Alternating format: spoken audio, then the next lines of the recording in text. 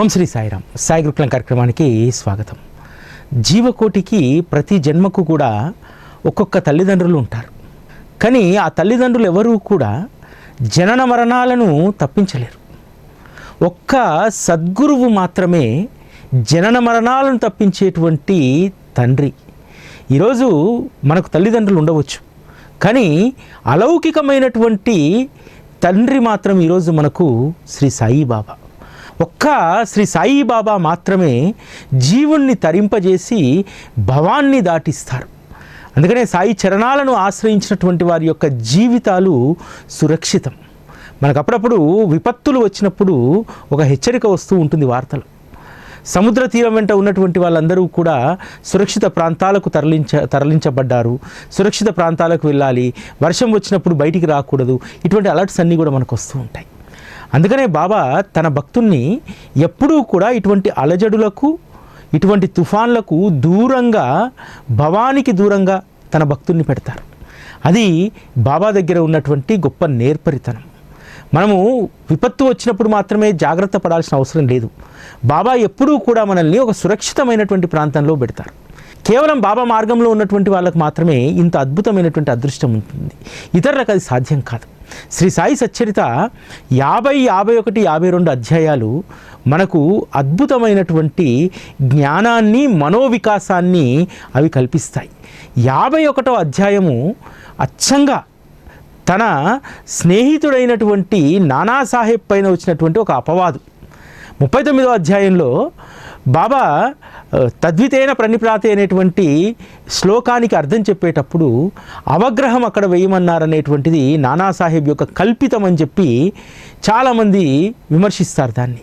ఎందుకంటే శ్రీ సాయి సచ్చరిత ముద్రణ కంటే ముందే సాయిలీల మాసపత్రికలో అది ప్రచురించబడ్డది. అది ఎందుకు ప్రచురించబడ్డదనేటువంటిది బాబాకు మాత్రమే తెలుసు. ఇటువంటి సందేహాలు, ఇటువంటి అనుమానాలు గ్రంథం ముద్రించిన తర్వాత వస్తే అవి విమర్శలకు దారితీయబడతాయి. అందుకనే బాబా తన ప్రణాళికలో భాగంగా ముందుగా శ్రీ సాయి సచ్చరిత అంతా కూడా సాయిలీల మాసపత్రికలో ధారావాహికంగా అది ప్రచురితమైంది. అందుకనే సచ్చరిత 1930లో తొలి గ్రంథం బయటికి వచ్చింది. ఏ లీలపైన, దేనిపైన ఏ సంశయం వ్యక్తం కాలేదు. కానీ 39వ అధ్యాయంలో గీతాసారానికి సంబంధించినటువంటి విషయంలో అది అనేక సంశయాలు ఉత్పన్నమయ్యాయి.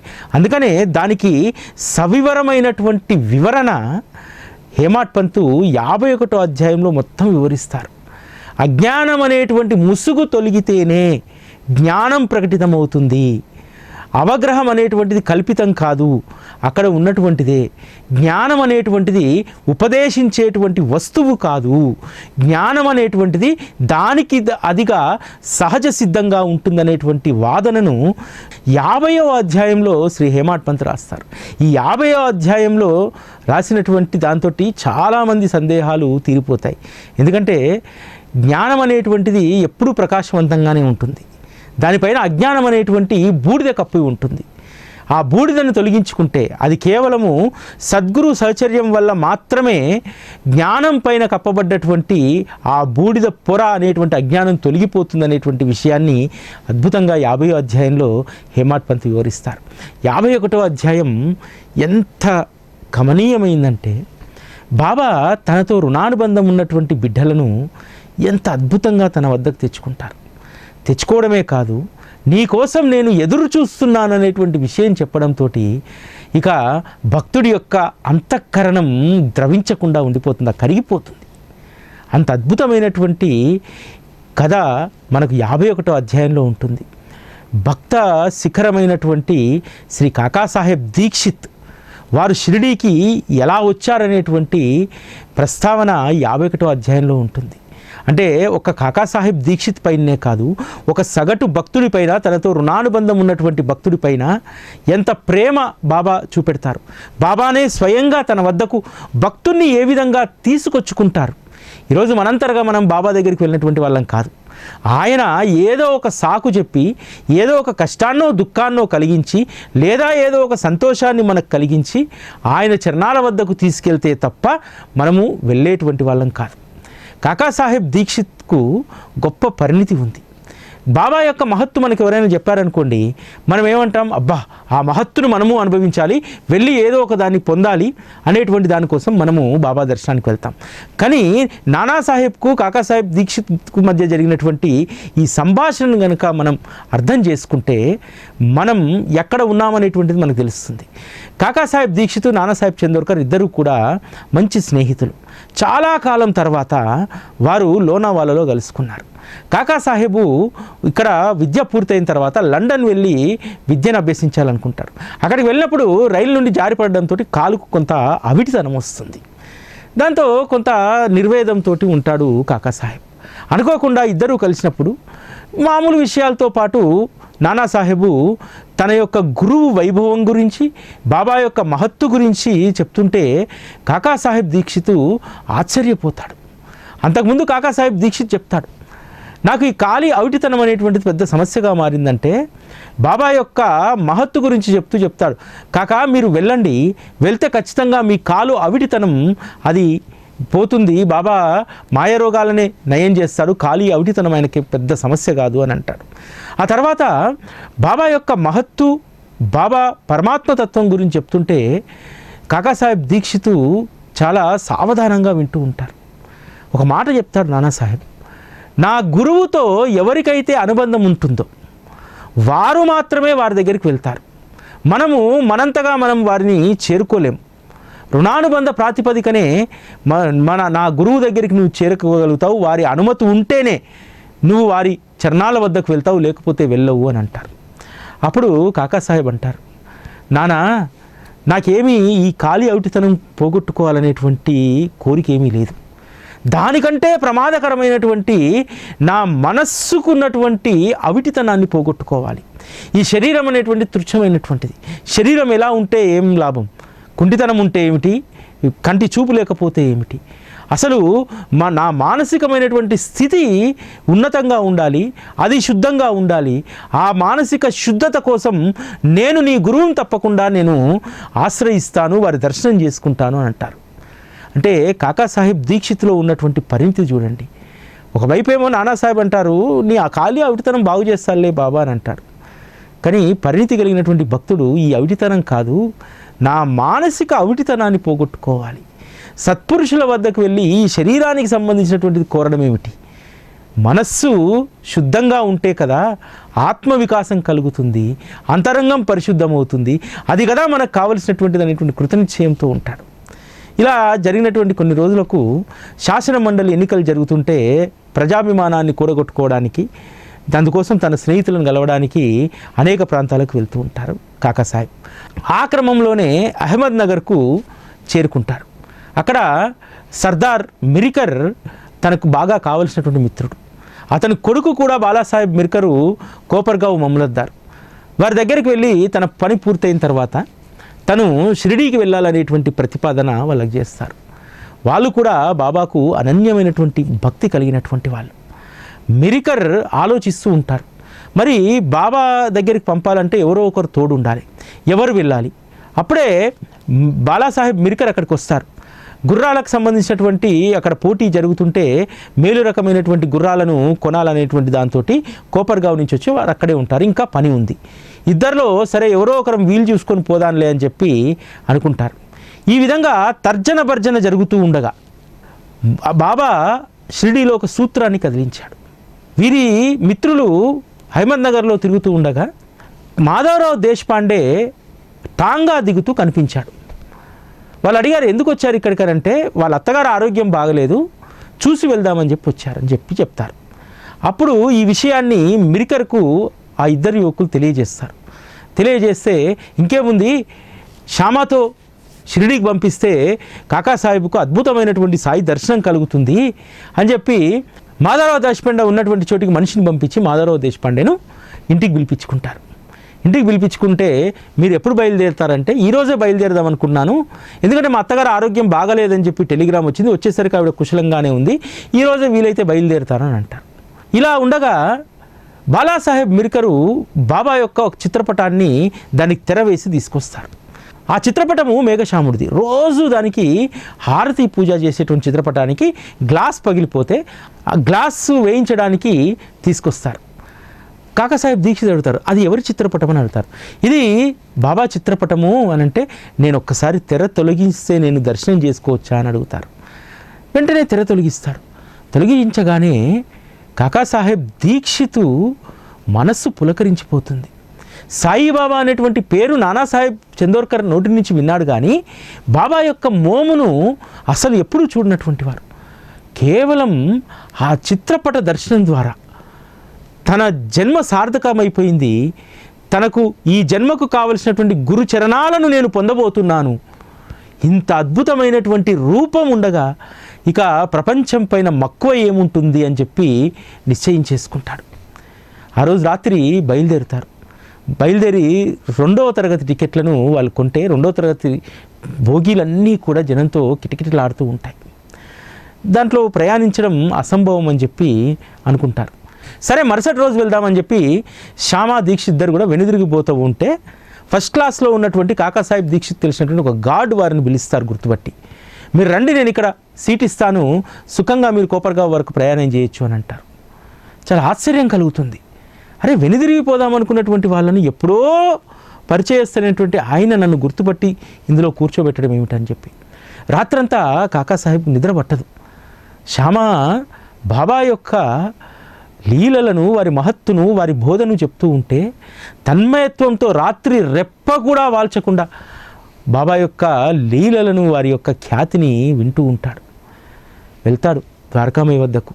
వెళ్ళగానే ఫోటోలో చూసినటువంటి దివ్యమంగళ రూపం కంటే కూడా ఓ బ్రహ్మాండ నాయకుడిని చూసినటువంటి అనుభూతి కలిగింది. ఆ బ్రహ్మాండ నాయకుడిని చూడగానే కాకాసాహెబ్ దీక్షిత్ యొక్క శరీరం పులకరించిపోయింది. అశ్రువులతో కంఠం మూగబోయింది. శరీరం అంతా కూడా రోమాంచితమైపోయి చెమటలు పట్టేశాయి. చిత్తవృత్తి ఆనందమైపోయింది. శరీరం వణకసాగింది. నయనాలు నీటితో నిండిపోయాయి. మనస్సు శాంతించింది. తన దృష్టి ఇన్ని రోజులకు సఫలీకృతమైందని చెప్పనుకున్నాడు.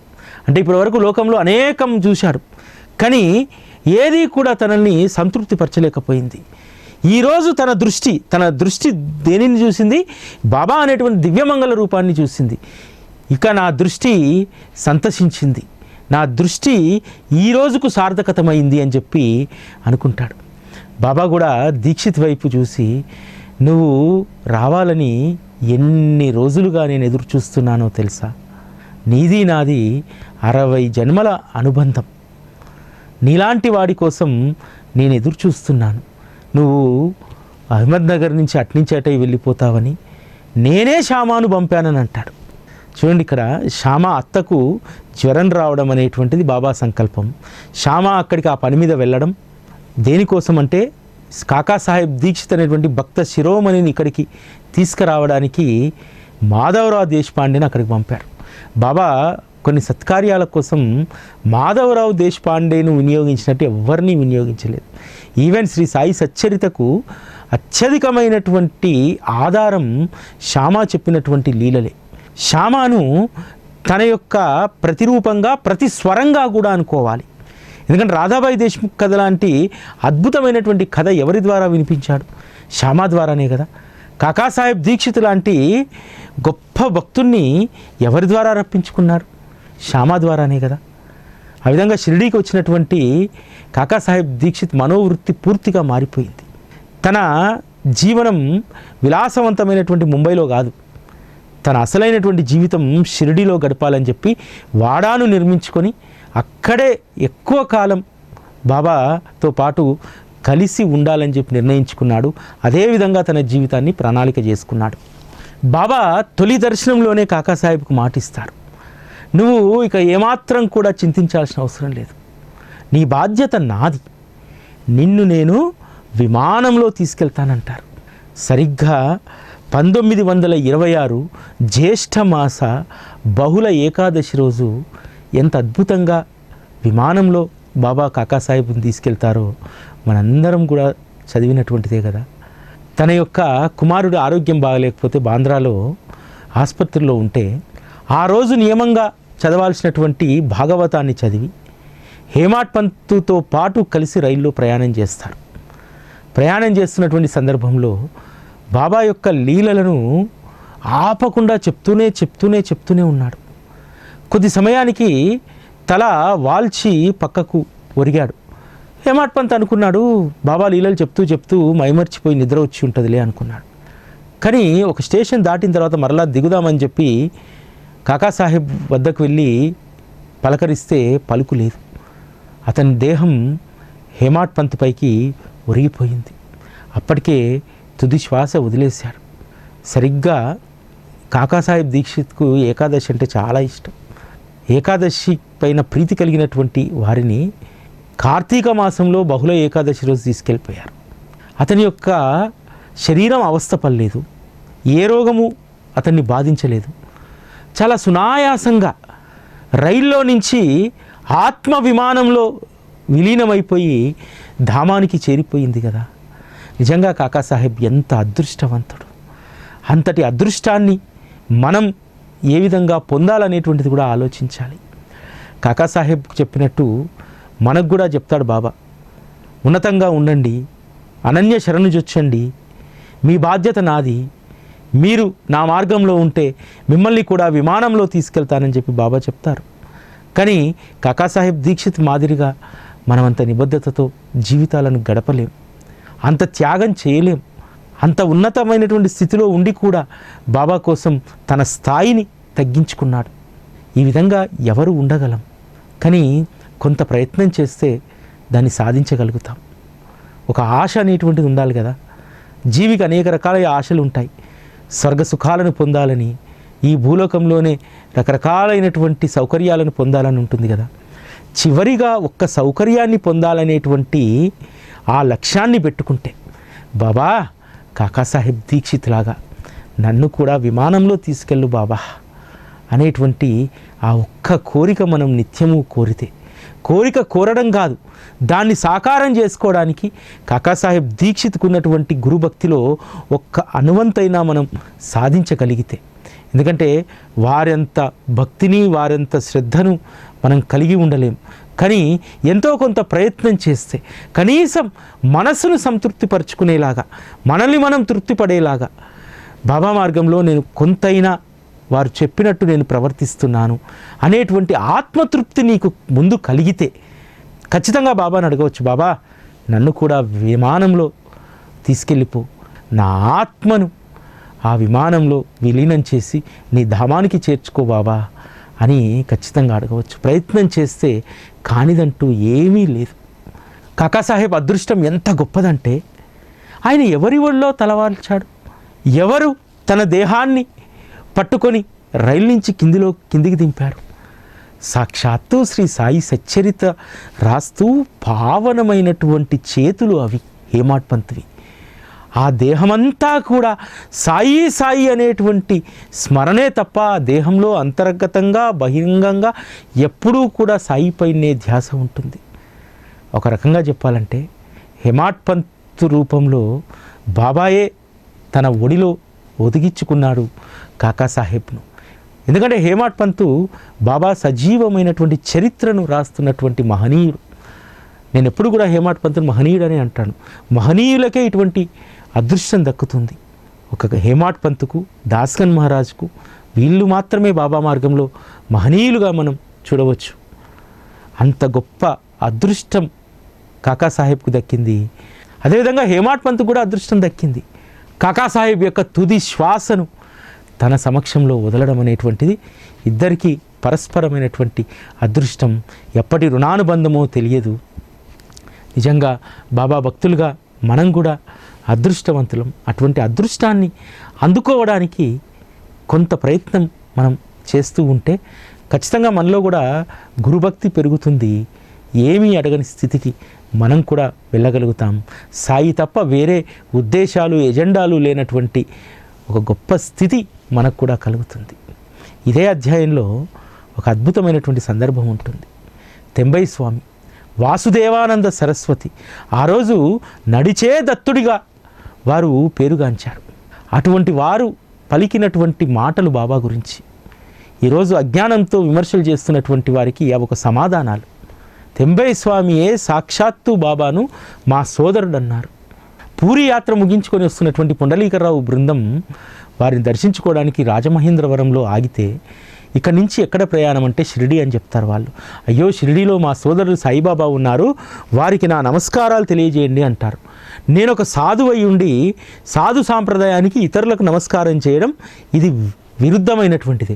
కానీ నాకు ఈ సమయాన సాయికి నమస్కారం చేయడం శుభకరం అని చెప్పి నేను భావిస్తున్నాను.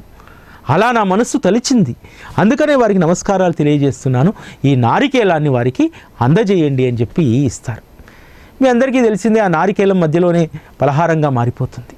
తర్వాత పుండలీకరావు బాధపడతారు, బాబా పొరపాటు జరిగిపోయింది, ఆ కొబ్బరికాయకు ఎన్ని కొబ్బరికాయలు కావాలన్నా నీకు సమర్పిస్తానంటే నా సోదరుడు ఇచ్చినటువంటి కొబ్బరికాయకు సమానమైనటువంటిది మరొకటి లేదు. నా సోదరుడు ఎంతో ప్రేమతో నా కోసం నారికేలాన్ని పంపిస్తే నా సోదరుడికి ఇచ్చినటువంటి మాటను నిలబెట్టుకోలేకపోయావు.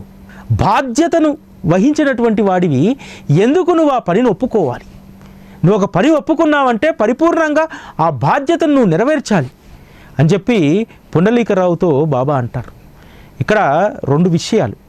మొదటిది ఏమిటంటే, మనం ఏదైనా పని ఒప్పుకున్నప్పుడు ఆ పని పట్ల పూర్తి బాధ్యత కలిగి ఉండాలి. చాలామంది షిరిడీకి వెళ్ళేటప్పుడు డబ్బులు ఇస్తూ ఉంటారు, ఇది హుండీలో వేయండి అని చెప్పి. ఆ పని చేయగలిగితేనే డబ్బు తీసుకోవాలి. నేను తీసుకోను, ఎందుకంటే నేను రకరకాల వ్యవహారాల్లో ఉంటాను కాబట్టి మా పక్కోళ్ళకో ఎవరికో ఇవ్వమని చెప్తాను నేను. ఎందుకనంటే నేను మర్చిపోయాను అనుకో, నాకు ఈ కొబ్బరికాయ కథ గుర్తొస్తుంది తెంబయ్య స్వామిది. బాధ్యత పూర్తిగా నిర్వర్తించేది ఉంటేనే పని ఒప్పుకో, లేకపోతే ఒప్పుకోకు. ఇది మన జీవితానికి గొప్ప పాఠం. బాబా పలికినటువంటి అక్షర సత్యమైనటువంటి మాట ఇది. నువ్వు చేయగలిగితేనే బాధ్యత ఒప్పుకోవాలి, లేకపోతే ఒప్పుకోవద్దు. అది తప్పించుకోవడం ఇంకోటి కాదు, నీ వల్ల కాకపోతే కాదని చెప్పేసి అంతే. ఇది నిక్కచ్చితనం ఉండాలంటారు. అదేవిధంగా పుండలీకరావు బాధపడుతూ ఉంటే బాబా చెప్తారు, సరే ఆ కొబ్బరికాయ నీకు ఇవ్వడము నా సంకల్పమే, అది పలహారం కావడము నా సంకల్పమే, కాబట్టి ఇందులో నువ్వు కేవలం నిమిత్త మాత్రుడివే, నీ యొక్క బాధను వదిలేసే, నీ చింతను వదిలేసే అని అంటారు. ఇక్కడ బాబా అన్నటువంటి మాట, నా సంకల్పం చేతనే నీకు అది ఇచ్చారు. ఎవరైనా మహాత్ముల వద్దకు వెళ్ళినప్పుడు ఆ దర్శించుకున్నటువంటి వాడికి ప్రసాదంగా ఏదో ఒకటి ఆ మహాత్ములు ఇస్తారు. అక్కడ నా పేరు ప్రస్తావన వచ్చింది కాబట్టి పరవశించిపోయి ఈ కొబ్బరికాయ నాకి అన్నాడు. నిజానికి అది నీకు సంబంధించినటువంటిది. అది నా పేరును నువ్వు గుర్తు చేసినందుకు నీకు అనుగ్రహంగా ఇచ్చినటువంటి తెంబయ్య స్వామి. కాబట్టి అది పలహారం కావడం కూడా అది నీ సంకల్పం కాదు. జరిగినటువంటి దానికి నేనే కర్తను అనుకోవడం నీ అహంభావం. ఇక్కడ నువ్వు కర్తవు కాదు, అంతా కూడా నా సంకల్పానుసారమే జరిగిందనేటువంటి విషయాన్ని బాబా తెలియజేస్తారు. బాబా కోపగించుకున్నా సరే మళ్ళీ ఓదార్పు మాటలు ఎంత అద్భుతంగా ఉంటాయంటే, నీవు నన్ను కలుసుకోవాలన్న నా సంకల్పం వల్లనే ఆ కొబ్బరికాయ నీ దోసిట్లో పడింది. ఈ మాట ముమ్మాటికి నిజం. మీరు నా బిడ్డలు, మీరు నోట్లో పడ్డ ఆ కొబ్బరికాయ నాకు అర్పించినట్టే. అది అంటే మీరు నోట్లో వేసుకున్నటువంటి ఆ కొబ్బరికాయ కూడా నాకు సమర్పించినట్లే, అది నిశ్చయంగా అందినట్టే అని చెప్పి తెలుసుకో. ఆ విధంగా బాబా ఆ బృందాన్ని అందరినీ కూడా ఓదారుస్తారు. ఎందుకంటే బాబా సహజంగా ఎవరిని గాయపరచరు, ఎవరిని ఇబ్బంది పెట్టరు, ఎవరి మనస్సు నొప్పించరు. అది వారి యొక్క సున్నితత్వానికి నిదర్శనం. బాబా తనతో అనుబంధం ఉన్నటువంటి ఎవరిని కూడా ఉపేక్షించలేదు వారి అవతార ప్రస్థానంలో. వారి శరీరాన్ని వదిలిన తర్వాత కూడా ఈరోజు మనం కూడా అంతే. అనుబంధం, రుణానుబంధం ఉన్నటువంటి బిడ్డలను బాబా ఎప్పుడు వదలరు. బాబా ఒకరోజు అంటారు, ఈరోజు నా దర్బారు మనుషులు వస్తున్నారని చెప్పి. దురందరే సోదరులు వస్తారు. బలరాం దురందరే వారి సోదరులు గొప్ప డిగ్రీలు కలిగినటువంటి వారు. వారికి బ్రిటిష్ ప్రభుత్వంలో చాలా ఇన్ఫ్లుయెన్స్ ఉన్నటువంటి వాళ్ళు. అటువంటి వాళ్ళు బాబా దర్శనానికి వస్తే వాళ్ళు ఎంతో ఆప్యాయంగా బాబా దగ్గరికి తీస్తారు. అంతేకాదు బలరాం దురందరే చాలా రోజులుగా ఉబ్బసం వ్యాధితో బాధపడుతూ ఉన్నాడు. అతని బాధను గమనించి బాబా బలరాం దురందరేకు చిలుమిస్తాడు.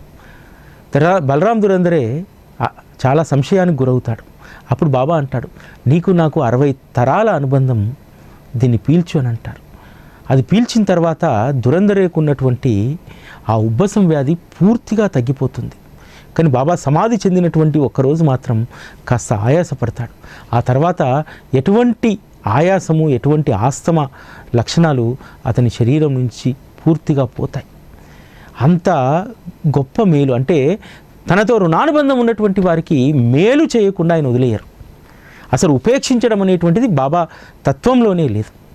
అంత అద్భుతమైనటువంటి అనుబంధాన్ని బాబా రుణానుబంధం ఉన్నటువంటి బిడ్డలతో కొనసాగిస్తారు. చాలామంది గురువులు వస్తూ ఉంటారు, పోతూ ఉంటారు. వారు వారి యొక్క కీర్తిని వారి నోట చెప్పుకుంటూ అనేక గారడీలు చేస్తూ ఆకట్టుకోవాలనుకుంటారు. బాబా తన అవతార ప్రస్థానంలో ఏ గారడీ చేయలేదు. భక్తులు తండోపతండాలుగా రావడానికి ఏ మహిమలు ప్రత్యక్షంగా చూపెట్టలేదు. కేవలం వారి యొక్క కృపాదృష్టి, రెండవది రుణానుబంధం, భక్తుడి యొక్క నిబద్ధత, ఇవి మాత్రమే బాబా ప్రస్థానంలో మనం ముందుకు సాగడానికి ఉపయోగపడేటువంటివి. శ్రీ సాయి సచ్చరితలోని లీలలు మామూలుగా ముచ్చటించుకున్నా సరే మనకు తెలియకుండానే పరమార్థం మనకు అబ్బుతుంది. భక్తిగా ఈ గ్రంథాన్ని పఠిస్తే కోటి పాపాలు నశిస్తాయి. జనన మరణ రాకపోకలు వదిలించుకునేటువంటి వారు గురు చరణాలయందు అమితమైనటువంటి విశ్వాసాన్ని కలిగి ఉండాలి. అఖండ గురునామస్మరణయందు భక్తి కలిగి ఉన్నటువంటి వారికి ఈ లోకమంతా కూడా మిథ్య అనేటువంటి వాస్తవం తెలివి వస్తుంది. 52వ అధ్యాయంలో సాయి కథను ఏ విధంగా మనం మదనం చేయాలి, దాని యొక్క అమృతాన్ని మనం ఏ విధంగా సేవించాలనేటువంటిది శ్రీ హేమాడ్ పంత్ చాలా అద్భుతంగా రాస్తారు. సాయి కథా సాగరాన్ని మదనం చేసి మధురము నిత్య నూతనము అయినటువంటి సాయి కథలను శ్రవణం చేస్తే శ్రోతలకు అధపాతం తప్పుతుంది. సాయి యొక్క సగుణ సాకార స్థూల రూపాన్ని ఎల్లప్పుడూ ధ్యానం చేసేవారి సగుణ రూపం లోపించి సూక్ష్మమైనటువంటి ఆత్మస్వరూపం ప్రకటితమవుతుంది. సగుణ సాకార రూపాన్ని ముందుగా ఆరాధించకపోతే ఆత్మ యొక్క జ్యోతి తెలియదు. అందుకని భావికులైనటువంటి భక్తులను బాబా తన పాదాల వద్దకు రప్పించి వారికి తెలియకుండానే శరీరం ఉన్నా సరే శరీరం భాసే లేని పరమార్థంలోకి ప్రవేశపెట్టారు. సాగరాన్ని ఆలింగనం చేసుకున్న తర్వాత నది తాను నది అన్నటువంటి విషయం మర్చిపోయినట్లు బాబాను ఆశ్రయించినటువంటి భక్తుల దైత్వాన్ని తొలగించి వేశారు. 2 దీపాలు ఒకదానికొకటి ఆలింగనం చేసుకున్నాక క్షణమైనా అవి దైత్వ స్థితిలో ఉండవు. 2 కూడా ఒకటే స్థితిలో లీనమైపోతాయి. అదేవిధంగా సాయి చరణాలను ఆశ్రయించినటువంటి వారికి దైత్వ భావం అనేటువంటిది ఉండదు. బాబా మనము ఒకే ఆత్మలో లీనమైనటువంటి స్థితిని శ్రీ సాయి సచ్చరిత మనకు కలగజేస్తుంది. అంత అద్భుతమైనటువంటి సచ్చరితను నిత్యము పారాయణ చేసినటువంటి వారికి త్రిపాపాలు పూర్తిగా నశించిపోతాయి. గురు శిష్యుల సంబంధము తండ్రి వంటిది. కానీ నిజానికి తండ్రి కంటే గురువే ఎక్కువ మేలు చేస్తారు. గురువు తండ్రితో పోల్చడం అనేటువంటిది ఒక నామమాత్రం మాత్రమే. తండ్రి ప్రపంచంలోని సుఖాలను అనుభవింపజేస్తే గురువు పరలోక సుఖాలను కూడా ప్రసాదిస్తాడు. గురువు శాశ్వతమైనటువంటి సుఖాన్ని అనుభవింపజేసి జ్ఞానాన్ని అందజేస్తాడు. తల్లి నవమాసాలు మోసి జన్మనిచ్చి బయటపడేస్తుంది. దీనికి విరుద్ధంగా గురుమాత బయట ప్రపంచం నుండి లోపల పడేస్తుంది. అంతిమ సమయంలో గురువు అని స్మరిస్తే శిష్యుడు తప్పకుండా సాయుధ్యాన్ని పొందుతాడు. మానవుడికి ఇంతగా గురు సహచర్యం మేలు చేస్తుంది. గురువు శిష్యుడికి శక్తినిచ్చి అతను స్వప్నంలో కూడా అసాధ్యం అనుకున్నటువంటి పనిని సుసాధ్యం చేస్తారని చెప్పి హేమాడ్ పంత్ అంటారు.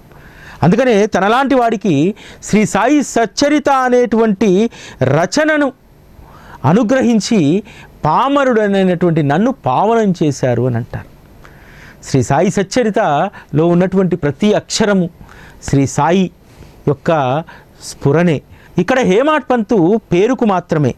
దోమ పర్వతాన్ని లేవనెత్తగలదా, పిచ్చుక సాగరాన్ని ఖాళీ చేయగలదా? కానీ సద్గురువు వెంట ఉంటే అద్భుతమైనటువంటి కార్యాలను సంభవింపజేస్తారు. శ్రోతలారా, ఇప్పుడు నేను మీకు అభివందనం చేస్తున్నాను. ఈ గ్రంథం సంపూర్ణమైంది. సాయి యొక్క ఈ గ్రంథం సాయికే అంకితం చేస్తున్నాను. చిన్న పెద్ద శ్రోతలందరికీ సాదరంగా నేను సాష్టాంగం చేస్తున్నానని చెప్పి శ్రీ సాయి సచ్చరిత 52వ అధ్యాయాన్ని శ్రీ హేమాడ్ పంత్ పూర్తి చేస్తారు. రేపు శ్రీ సాయిబాబా మహాసమాధి ఉత్సవం. బాబా సమాధి చెంది 107 సంవత్సరాలు పూర్తవుతున్నాయి. కానీ బాబా సమాధి చెందారనేటువంటి భ్రాంతి నిజమైనటువంటి భక్తులకు ఉండదు. ఎందుకంటే బాబా సాక్షాత్తు శ్రీ సాయి సచ్చరితలో మనతో ఉన్నారు, సజీవంగానే వారు ఉన్నారనేటువంటి భావన ఈరోజు శ్రీ సాయి సచ్చరిత మనకు కలిగిస్తుంది. రేపు బాబా మహాసమాధి వైభవం గురించి, బాబా సమాధి ఘట్టంలో వారు చెప్పినటువంటి అద్భుతమైనటువంటి వారి వాక్కులపైన రేపు మనం అధ్యయనం చేద్దాం, పరిశీలన చేద్దాం, స్మరణ చేసుకుందాం. ఇది ఈరోజు సాయి గురుకులం. మళ్ళీ రేపటి కార్యక్రమంలో కలుసుకుందాం. అప్పటి వరకు సెలవు. నమస్కారం.